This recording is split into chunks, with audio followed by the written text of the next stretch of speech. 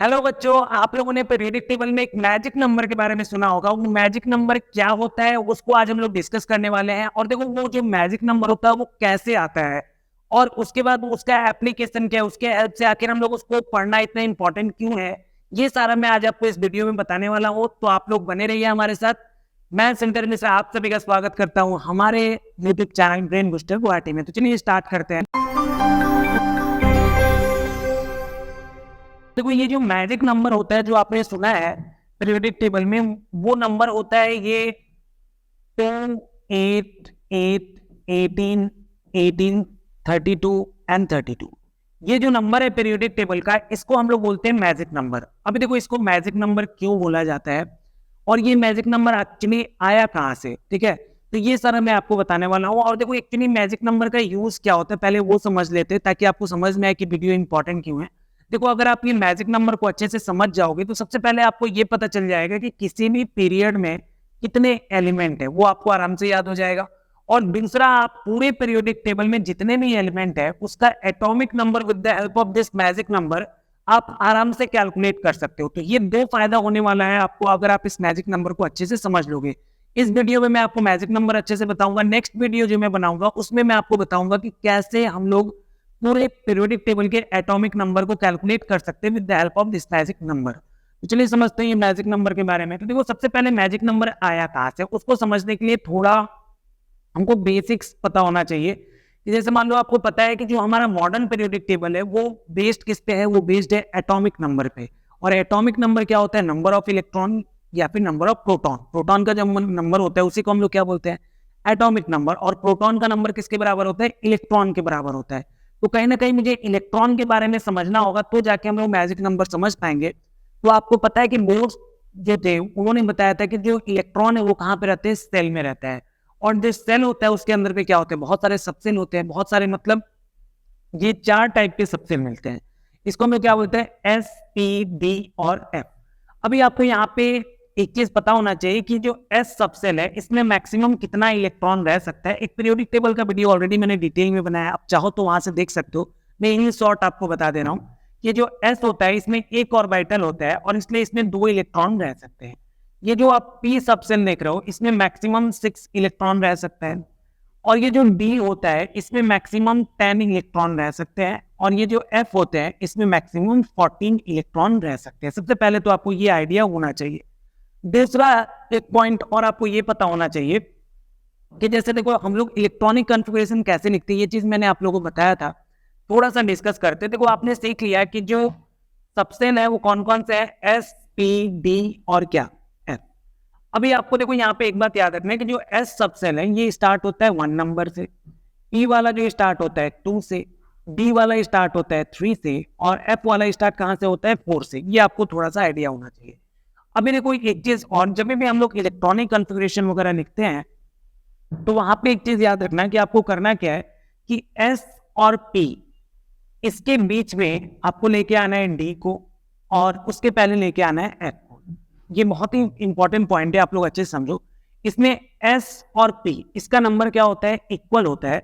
और ये जो डी का नंबर होता है वो क्या होता है? पी वाले से एक कम होता है। और एफ का जो नंबर होता है वो डी वाले से भी क्या होता है? एक कम होता है। इसका मतलब क्या है अभी आप अच्छे से समझ जाओगे। तो सबसे पहले अगर हम लोग फर्स्ट पीरियड का बात करें तो देखो, फर्स्ट पीरियड 1 से स्टार्ट होगा तो उसमें क्या होगा? 1s।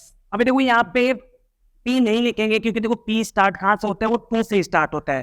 तो अभी अगर हम लोग सेकंड वाले का बात करेंगे तो उसमें आएगा 2s और हम लोग क्या लिखेंगे? 2p। और जैसा कि मैंने बोला कि s और p के बीच में आपको क्या लिखना होता है? d और f। और d का नंबर क्या होता है? p से एक कम होता है। तो अगर मान लो मैं p से एक कम करता हूं तो क्या आएगा? 1 आएगा। और 1 तो d से स्टार्ट होता नहीं है, वो कहां से होता है? 3 से।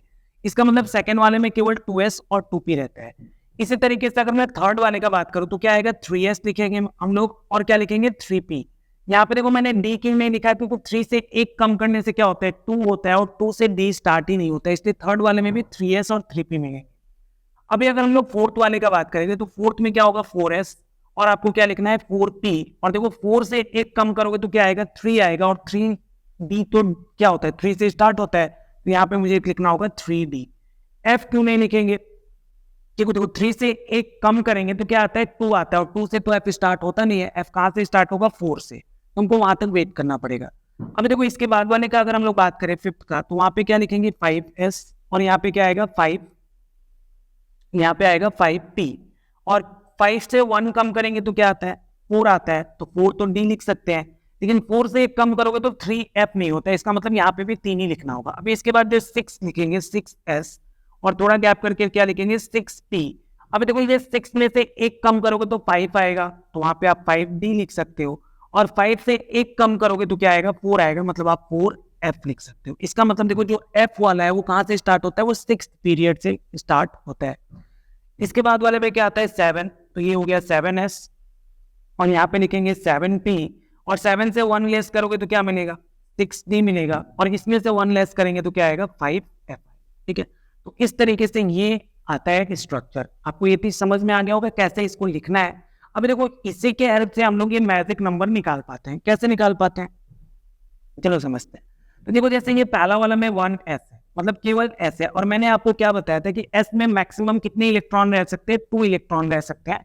तो यहाँ पे इसका मतलब यहाँ पे क्या होगा, फर्स्ट वाले में क्या आता है 2 इलेक्ट्रॉन रह सकते हैं, तो 2 आएगा। सेकंड वाले में देखो कौन कौन आया, तो सेकंड वाले में s आया और p आया। s वाले में कितने रह सकते हैं 2, और p वाले में मैक्सिमम कितना रह सकता है 6, तो दोनों मिला के क्या हो गया 8, इसलिए सेकंड वाला नंबर आता है 8। अब देखो थर्ड वाले का बात करें तो थर्ड वाले में भी क्या है s और p ही है, तो s में मैक्सिमम कितने इलेक्ट्रॉन रह सकते हैं 2, और p वाले में कितने रह सकते हैं 6, तो यहाँ पे भी क्या आएगा 8 आएगा।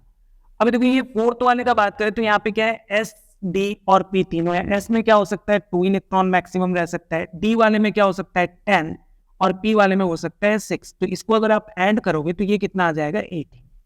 सिर्फ उसी तरीके से अगर मैं उसके बाद वाले की फिफ्थ वाले का बात करूं तो यहाँ पे क्या होगा s वाले में 2 होगा, d वाले में क्या होगा 10, और p वाले में क्या होगा 6, तो इसको भी अगर हम लोग ऐड कर दे तो क्या मिलेगा 18।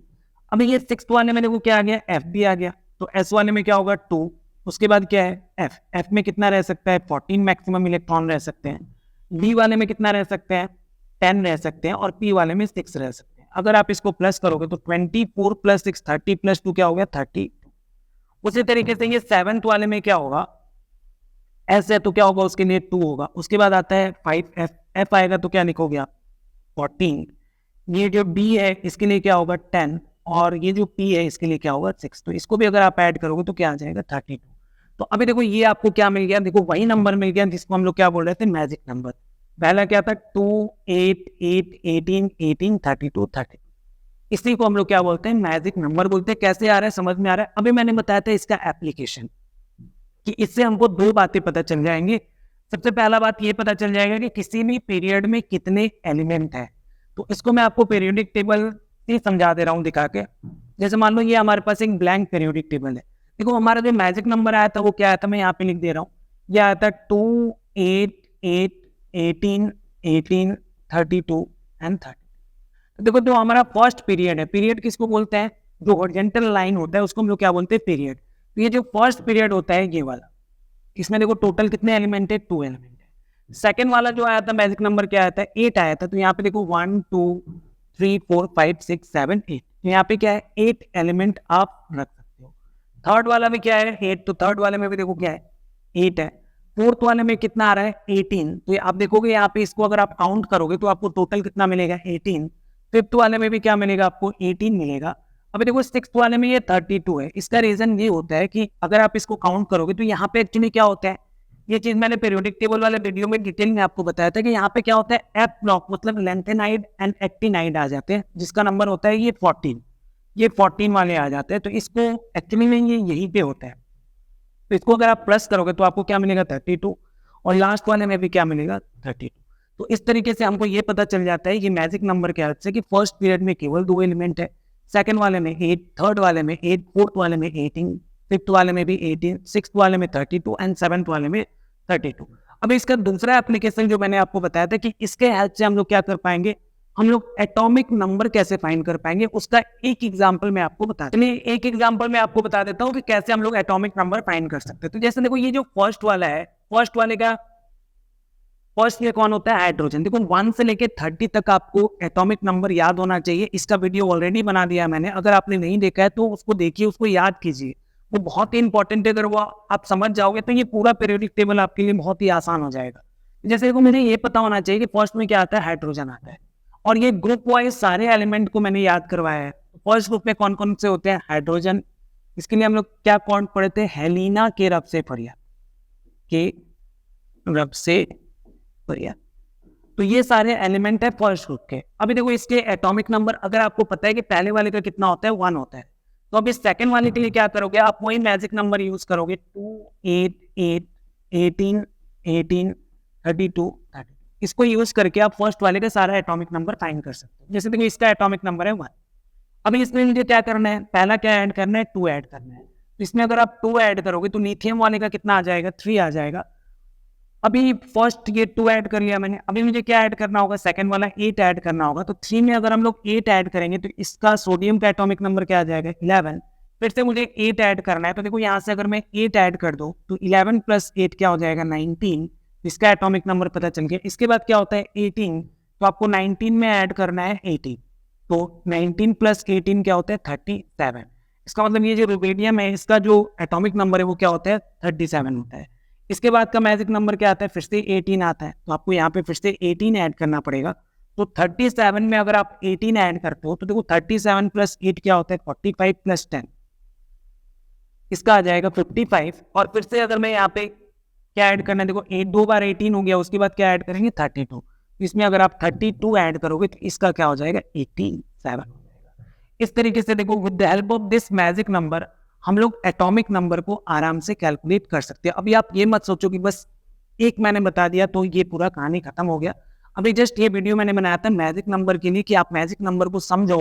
नेक्स्ट वीडियो में मैं आपको लेके आऊंगा जिसमें ये सारा जो एलिमेंट है सबका हम लोग एटॉमिक नंबर में आपको कैलकुलेट करके दिखाऊंगा कि कैसे with the help of this magic number हम लोग सारा कैलकुलेट कर सकते हैं। आई थिंक जो भी मैंने ये पढ़ाया आपको मैजिक नंबर का कॉन्सेप्ट, ये आपको अच्छे से समझ में आ गया होगा। देखो कॉन्सेप्ट बहुत ही छोटा था लेकिन बहुत बच्चों को पता नहीं होता है कि एक्चुअली ये आया कहाँ से, और वो रटने का कोशिश करते हैं। और मैं चाहता हूँ कि आप केमिस्ट्री को रट्टा नहीं मारो बल्कि अच्छे से समझो, क्योंकि मेरा एम ही यही है कि आपको केमिस्ट्री समझाना है, रटाना नहीं है। तो आपको ये चीज समझ में आ गया होगा। फिर भी अगर कुछ डाउट रहता है तो आप कमेंट करके बताइए, मैं कमेंट का रिप्लाई करके जरूर आपके डाउट को क्लियर करूंगा, या फिर अगर ज्यादा बड़ा डाउट है तो मैं सेपरेट वीडियो बना दूंगा ताकि आपका जो डाउट है वो अच्छे से समझ में आ जाए। हमारे साथ बने रहिए, और अगर वीडियो पसंद आ रहा है तो इसको लाइक कीजिए और अपने दोस्तों के साथ शेयर कीजिए। और आप हमारे फेसबुक और इंस्टा के साथ भी ज्वाइन कर सकते हैं जहाँ पे हम लोग रेगुलर क्वेश्चंस वगैरह पोस्ट करते हैं आपकी प्रैक्टिस के लिए। Thank you very much.